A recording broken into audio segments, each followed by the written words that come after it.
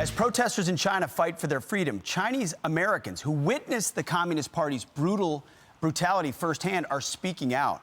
That includes our next guest, who protested and survived the Tiananmen Square massacre as a college student in 1989.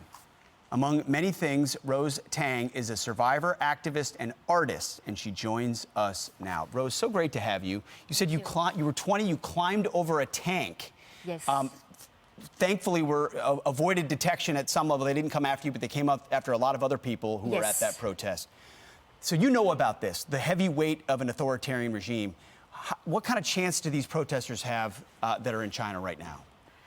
It really depends, and some of them have already been arrested, and protesters now are calling for their release.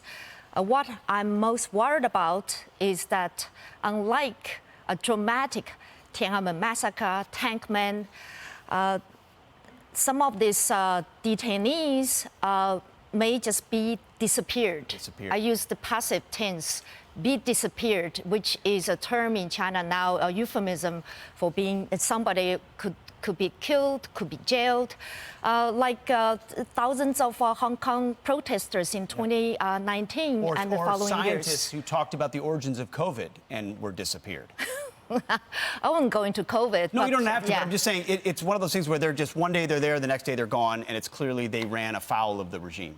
I'm not aware of that. You mean the Chinese scientists? Yeah, Chinese scientists. That's what I'm talking about. The Chinese, Li Wenliang, doctor who first exposed COVID, he died of COVID. So these protesters who are doing this right now are doing it at risk of their very life. Yes, they know it very, very well.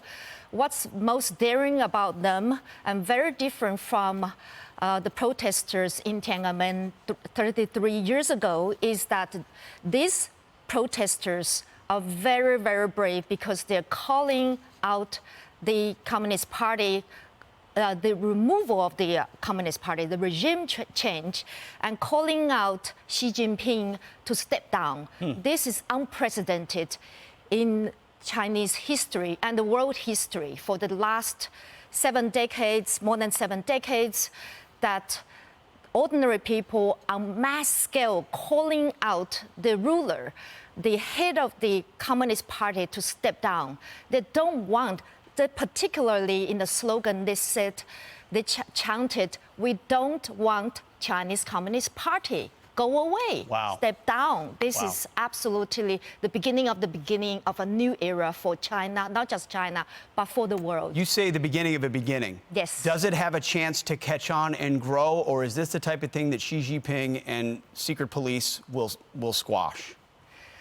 Well, they'll try their best, and they're already trying their best to squash. But even censorship on the internet, on social media, they're scrambling around and they cannot control it. They try very best and using people's phones because they have this QR code, like electronic, handcuffs to really lock people down. Like the codes, it's like sci-fi movies, red, yellow, green.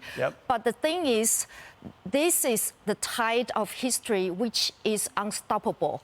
The Chinese I've been speaking with, they're all saying that. They're all inspired, especially the Chinese Americans here, the young students here, who approach me asking me what to do. We want to do something. And there have all been rallies all around the world, not just in the United States. And tomorrow in Washington Square Park will be a rally as well, and have been rallies all over the country and all over the world. And this revolution... You're holding a white paper, why? Yes.